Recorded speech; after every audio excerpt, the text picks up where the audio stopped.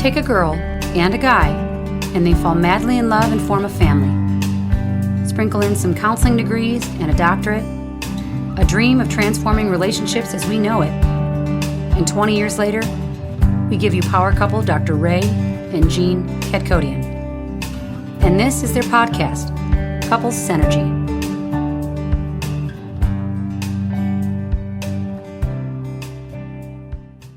And welcome back to another episode of Couple Synergy with Dr. Ray and Jean. Hi, I am Dr. Ray. And I'm Jean. And this is our podcast about love, marriage, and relationships. Please check us out online at couplesynergy.com or on Facebook and Instagram at Couple Synergy or on YouTube at Couple Synergy. And please subscribe to our podcast and leave us a review or send us any suggestions on topics you'd like to hear more about. And now on to Couple Synergy, an in-depth look at love, marriage, and relationships, where we bring you our experience helping thousands of couples transform their relationships for over 20 years. You know, everyone says you should work on your relationship, but nobody teaches us how. So we've created this podcast to teach people what they can do to create the relationship they've always dreamed of. With the partner they fell in love with. On today's episode, we are talking about green flags. Yep. Now, we've had an episode of yellow flags and blue flags and red flags. And so we actually were asked to create a podcast on green flags. And green flags are, what are those positive relationship behaviors that would indicate a green flag? So we're going to talk about the 6 green flags of relationship. But really quickly, I just want to mention what the other colors mean. So yellow is like caution. Yellow are behaviors that couples do. They're not against the relationship, but they're not feeding the relationship. So the relationship over time erodes. That's a really common category to be in. So you can check out the yellow flag episode. The blue flag, think about blue flag like code blue. Those are things you're doing that kill your relationship. So again, they're not necessarily horrible. Some of them aren't so good. Like the relationship is dying. Yeah. It's dying. So you're doing things that put your relationship in jeopardy. The red flags are those toxic relationships that are something really bad's going on there. So go ahead and check out those other episodes if you think you're in one of those 3 categories. But let's talk about the green flags. Green flags. Yeah. All right. So the first green flag we want to talk about, and as you're listening to us talk, think about, is your relationship have these? And if not, then these are things you can do to have a better relationship. Yeah. So the first green flag is spend quality time together. Just the 2 of you without screens. And we've talked about this in many, many, many other episodes. This is really essential, right? I actually wrote a little bit about our experience with wood stoves here in Western Colorado, right? So in suburbs of Chicago, a lot of people have fireplaces. They're really good decorative, and they are really nice, for ambiance, but they're not functional. And when we talk about wood stoves out here, it's functional and actually provides heat for the house. A necessity. It's a necessity, right? And so you can't keep the fire going if you're not stoking it. And so that's that time that you're spending with your spouse. You absolutely need to be investing that time and energy into your relationship. Otherwise, it's not going to go anywhere. It's just going to fizzle out. If you think about your relationship like a bank account and the times you spend in quality time, having fun together, those are deposits. And then whenever you're disconnected or maybe have some conflict, those are withdrawals. And so the easiest way to keep your account balance in the green or the black, we usually talk about it as black, right, is by spending quality time with your partner. And one thing that is a really important thing this day and age is be careful with your phone. Every time you pick up your phone, you've just left the room. And it's really easy to do. Our phones call our attention. So kind of have some boundaries around that, because your partner will feel slighted by that. I was going to say, when we use the word quality time, Jean and I actually mean face-to-face time. And most people misconstrue that word. Quality time is that if I'm sitting on the same couch and we're watching TV, that's quality time. And that is not true, right? And so if you're sitting on the same couch and you're looking at your phone, is the same concept. You're not looking at your partner. It's not face-to-face, right? Also, If you are in the room with other couples or other people, that is not face-to-face time with your partner. You are spending time and energy with other people, investing in all those other relationships, which is fine, which is great for socialization. But when it comes to that relationship between you and your spouse, that's the face-to-face time that we're talking about. And research shows that a minimum of 5.5 hours a week. And that's for really longer term couples, not if you're just starting out. If you're starting out, you have to invest a whole bunch more Yeah. in that relationship. Yeah. So the second green flag of a relationship is complement each other and show affection, and verbally and physical affection and words of affirmation. That's a really important deposit to put into your relationship for green flags. Mm-hmm.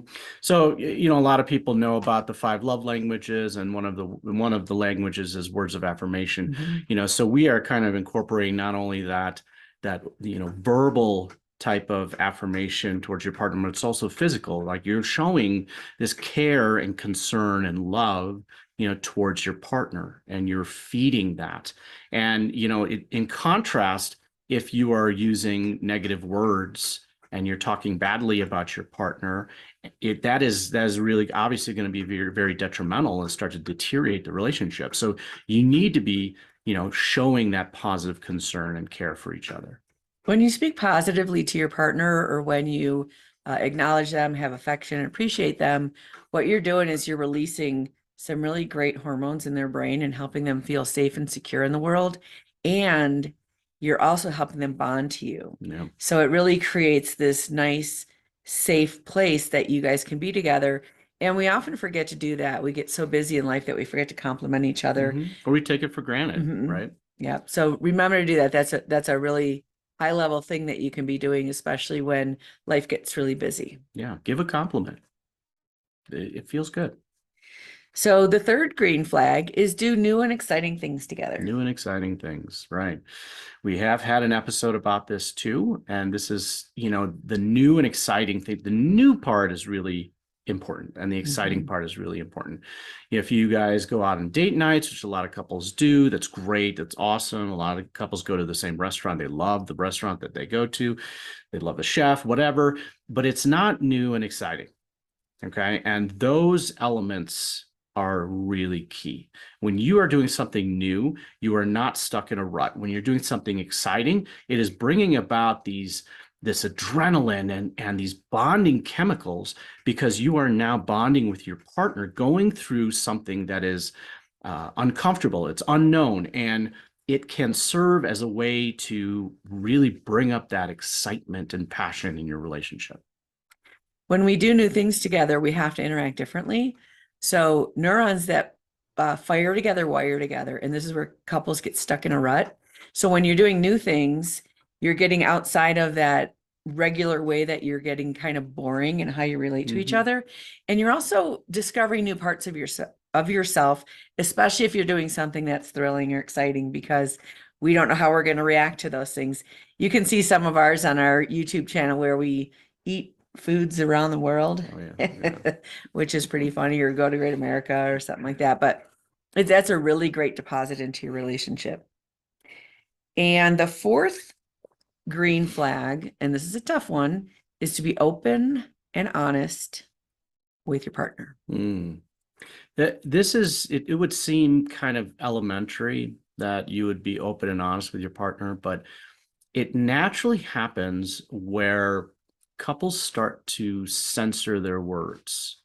And when I say naturally, it means that in the beginning of the relationship, it's really easy to be open and honest. It's really easy to kind of just speak from your heart and let your partner know who you are, because your partner is being open, your partner is accepting, it's a new relationship, and so there's very little risk.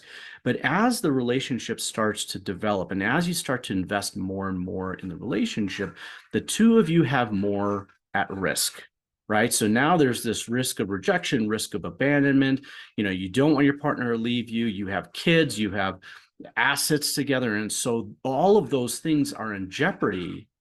And so those topics that in the beginning where you used to maybe be at odds about or have different opinions about, now couples start to back off of that. Right. or some of those hot buttons in the relationship, now you start to kind of tiptoe around it. And when you tiptoe around it, you start censoring your words. Now you're not being honest with your partner. And so this is how it naturally progresses into that. And what happens is in that space, there's a wall that comes up, and now you are kind of guarded with your partner, and the trust is not being built. It's actually being, eroded within the relationship. The other reason we're not honest is we don't want to hurt our partner. We may be saying something that might make them uncomfortable, or we don't really know how to resolve it. And a lot of times, if we're really coming from a place of honesty, remember, honesty is not opinion. We're not talking about your opinion about your partner. We're talking about honesty about your own feelings and sharing that with your partner. And remember to be careful with your partner when you're sharing that stuff, because you are walking into a tender spot, and all people in relationships bring their own history. And the point of relationship is to see that reflection of yourself and what you are learning about yourself through your relationship and reflecting that back to your partner. And so I guarantee you, if there's an issue in your relationship, half of it is yours. 50% of that is yours. So if you want to have an honest conversation with your partner, understand that your partner is not 100% at fault. If you don't like something they're doing and it makes you uncomfortable, the part that they're doing is theirs, but the part that's making you uncomfortable is something coming up for healing in yourself. So remember to try to stay as middle of the road as possible, even from a place of curiosity. Like, I'm not really sure why I feel this way, but when this happens, this is how I'm feeling, and I really want to talk about it. I want to get through that. And the things that we don't talk about, they definitely build resentment, and they definitely will, over time, kill the relationship. And a lot of times these things don't come out very pretty. That which we ignore wreaks havoc in our lives. That's the old adage. So, try to have that conversation as carefully as possible. Get help and support if you need it. But anything that you're not being honest with your partner is either something you shouldn't be doing or something you for sure should be talking about, because it is a problem. And the earlier you talk about it, the better. So what are we on, 4? The fourth green flag is know your partner. Have respect for your partner. Have concern for your partner. Have respect for who they are. It doesn't mean that doesn't mean you have to agree. Right. Okay. There are certain things that I don't agree with Jean, and I still respect her for it. It's just the way it is in a relationship. You're two different people. You're going to have two different perspectives on things. And when you find time and you take that energy to understand where your partner is coming from and really truly learn about who they are, that is where you find respect. Respect isn't about agreeing or finding a place of agreement or compromise, as people say. It's really about understanding. And when we don't take that time to truly understand our partner and why they see the world from their eyes, then we are going to be at odds. There is going to be this competition where you are on opposite sides. In the beginning of a relationship, you spend a lot of time getting to know your partner, and you want to hear about their history, and you want to hear about who they are and what they like, and what makes them tick. And we evolve as human beings. And over time, we forget that person has evolved as well. And what used to make them happy or what they enjoyed could have changed over time. And so, spending some time really like getting to know each other again and caring about what your partner feels and what they think. And oftentimes, this is a really important one, especially for the guys. If your partner's sharing something with you, ask them what they need from you when they're sharing. Because oftentimes when one person just wants to express themselves and talk about maybe some frustrations they have, they don't mean for you to fix it or take responsibility for it or any of that kind of stuff, which is where a lot of conflict arises. So, when they're telling you something, it's like, what do you need from me right now? Do you just need me to listen? Do you need me to hold you? Do you need help? And they'll know what they need. And oftentimes we guess at what they need, and then both people become really frustrated. Yeah, and I would say for you guys, be very careful with your tone when you're asking that question. It's not like, what do you need from me right now? But it's, what do you need from me? Do you need me to listen? Do you need me to give you some advice afterwards? Do you need me to, I don't know, do you need me to just give you feedback, whatever it is, and you're asking and you're prefacing it so that what role you have to play in this conversation. We've been together 25 years, and I In still February. have to keep myself in check with that. If I'm asking you a question about, what are your thoughts or feelings about, where we're headed or something, it's so easy for you to give me a sentence or two and then for me to jump in with what I think and feel. And then it derails you from really fully sharing with me. Right. And so remember that to slow those conversations down and really listen. And one really good skill is to repeat back what you heard your partner say, just say, I want to make sure I got this right. So this is what you're thinking and feeling. And again, you're not condoning, you're not agreeing with them. You're just really letting them know that what they're saying came into your ears and you heard it. And that is a big part of communication, because all too often we hear something else, like the telephone game. Yep. And then that derails us. So really good listening skills. We have control over listening. We don't have control over making someone else listen to us. Well, and for guys out there, a lot of them get into this pattern of, what I'm going to being cornered here, right? Or what did I do wrong? Or this is a trap and that sort of thing. And that's typically something that culminates over a long period of time. And if you are in that place of thinking that that's what this conversation is starting out as, then you are absolutely not going to hear what your partner is saying to you.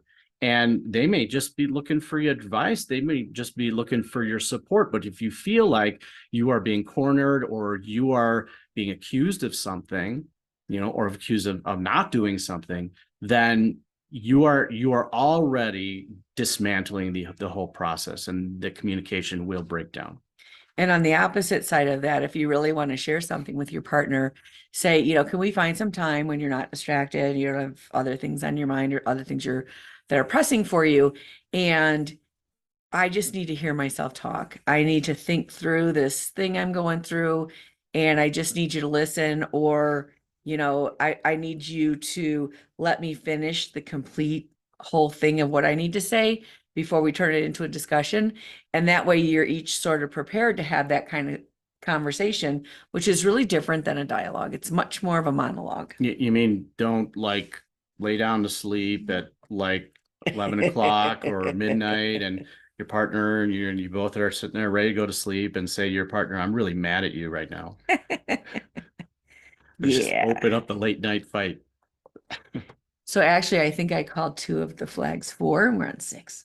Oh, look at that. Yeah. Wow.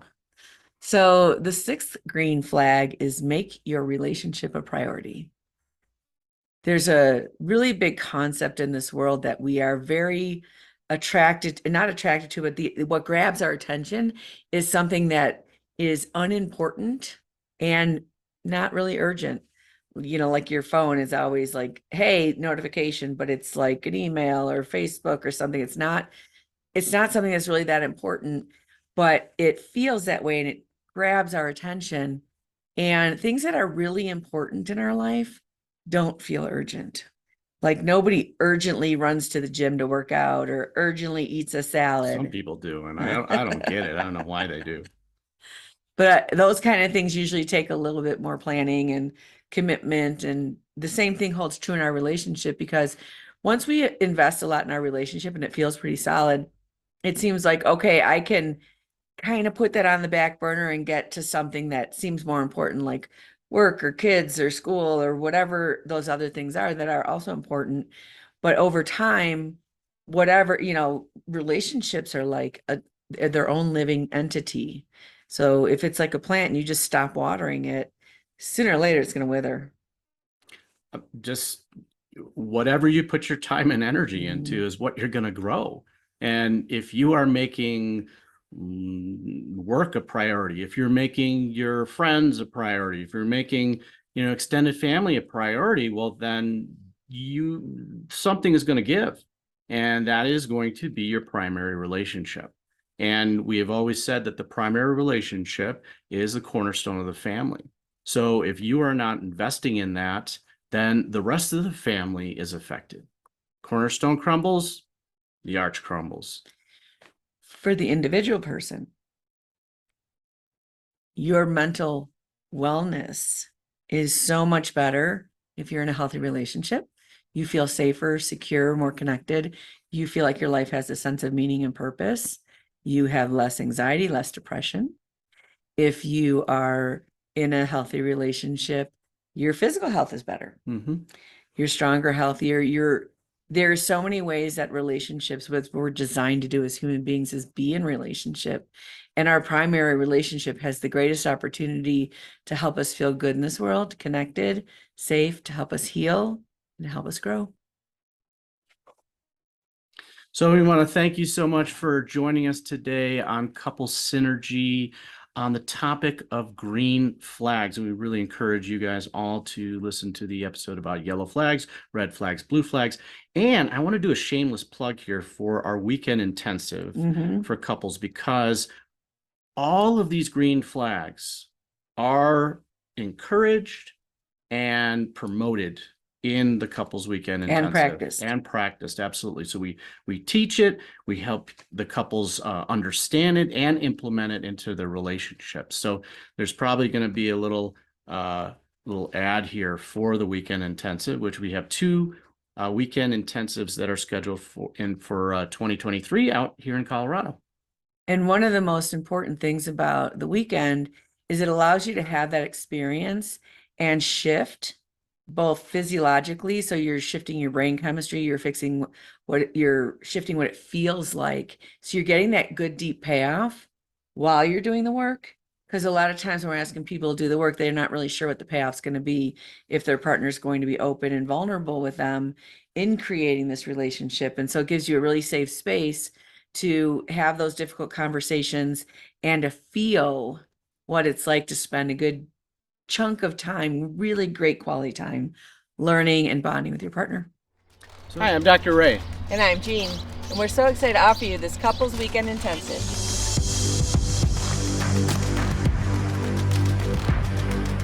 Too often we hear about couples who are in love with each other, but just feel like something is missing. The relationship has become something they long for, but their lives are driven by work, children, and everyday stress, leaving no time to nurture their connection. Just like a flower needs sunlight, water, and care, a relationship is its own living, breathing entity. Without proper care, it will wither. So we've created this fun weekend where couples can have a space to breathe life back into the most intimate parts of their relationship and create new levels of connection. On this weekend, you will learn what it takes to create and grow an amazing relationship. We've taken out the guesswork, so all you have to do is just show up and let us show you the way. So again, we want to thank you for joining us today on Couple Synergy. Our passion is in helping couples and people have happy and healthy relationships. And this podcast gives us a fun way of bringing our knowledge and expertise to you, our listeners. For all of you listening, please let us know how you enjoyed the show. If you have any questions, comments, or topic suggestions, please email us at contact@couplesynergy.com. For more information about Couple Synergy and our programs such as Relationship 101, the Home Study Course, the Couples Weekend Intensive, and our premier coaching program working with myself and Jean called Couple to Couple, look us up online at couplesynergy.com. And if you know someone who could benefit from this episode, please download it and share it. And thank you for listening. Until next time, synergize your life and synergize your love. You have been listening to Couple Synergy with Dr. Ray and Jean Ketkodian. Couple Synergy was recorded, edited, and produced by Dr. Ray and Jean Ketkodian. Voiceover and music entitled Breathe and Let Go was recorded and composed by Gina Gonzalez.